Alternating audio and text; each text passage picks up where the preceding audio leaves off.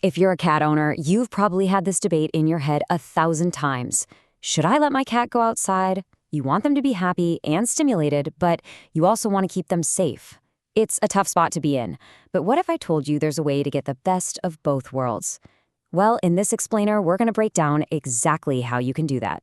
I mean, this is the big one, right? This is probably one of the biggest decisions you'll make for your cat's well-being.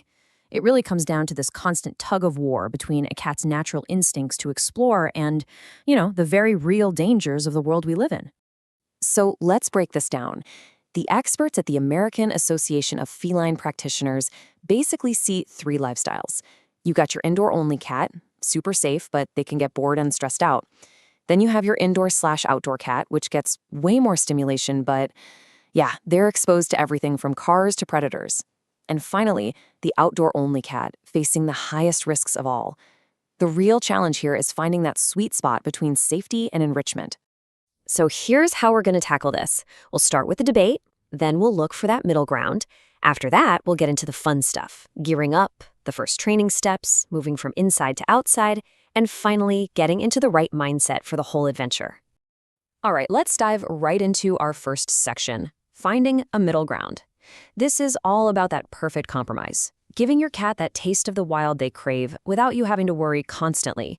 And the solution has a name, controlled outdoor access.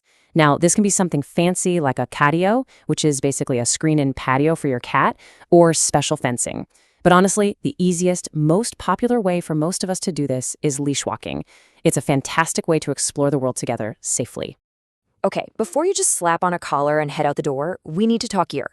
Getting this right from the start is absolutely crucial for both safety and success. And trust me, this is one step you do not want to skip. So you're going to see two main types of harnesses out there, the vest style and the H style. The vest is great because it's really secure and it spreads any pulling pressure across their chest. The H style is a lot lighter, but, and this is a big but, if your cat pulls hard, all that pressure goes right to their throat. And we definitely want to avoid that. Whichever style you pick, these features are non-negotiable.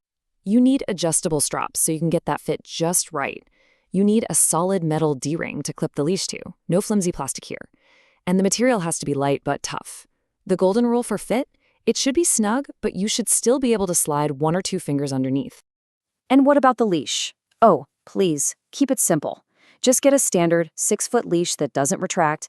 It gives you the most control and keeps things from getting complicated or tangled. Those retractable leashes can actually be pretty dangerous, so it's best to just avoid them altogether. Okay, you've got the gear, now for the most important part of this whole thing, the training. And let me just say, this is all about 2 things, patience and making this a super positive experience from day 1.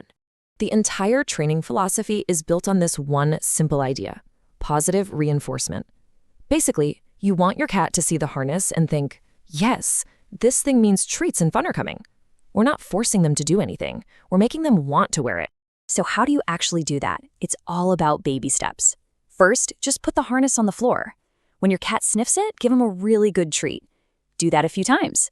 Then you can use a treat to lure their head through the neck loop. Treat again. You're just building these tiny positive connections over and over until you can finally fasten the whole thing while they're happily munching away. It's all about making it their idea. Now, there's something you've got to be prepared for. The first time you get that harness all the way on, your cat might, well, they might just flop over, or freeze in place, or walk like a little toy robot. And I promise you, they are not being dramatic. It's a weird new feeling, and for a prey animal, pressure on their back can be really disorienting. They're just processing. It's totally normal. This is why you have to practice indoors first. Keep your training sessions super short, like just a couple of minutes. While the harness is on, break out the best treats. Play with their favorite wand toy. Once they seem cool with it, clip on the leash and just let them drag it around. You can even make a little trail of treats to get them moving. All right, once your cat is totally comfortable strutting their stuff inside, it's time for the big leagues. This is the moment we've been working towards. Let's talk about taking those first steps into the great outdoors. Okay, and this right here, this is a non-negotiable safety rule. When you're ready to go outside, carry your cat over the doorway. Why? Because you never ever want them to learn that they can just bolt out the front door on their own. This makes sure that going outside is your idea every single time. For that very first trip, Pick a super quiet spot, like your own backyard if you have one. And keep it short. I'm talking just a few minutes. Stay close to the door so you have an easy escape route if they get scared. Your job is just to be their calm, confident bodyguard. Offer some treats, tell them they're doing great, and just let them explore. Let them sniff everything. This is their adventure. Okay, listen up because this might be the single most important tip for preventing an escape. You and the leash must always stay behind your cat. The moment you get in front of them and create forward tension on that leash, you're giving them the perfect angle to back right out of the harness. It's just physics. Stay behind them, and the harness stays secure. And finally, let's talk about you, because having the right gear and the right training is only half the battle. Your mindset is everything.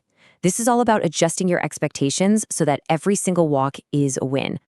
And this right here just says it all. You are not walking a dog.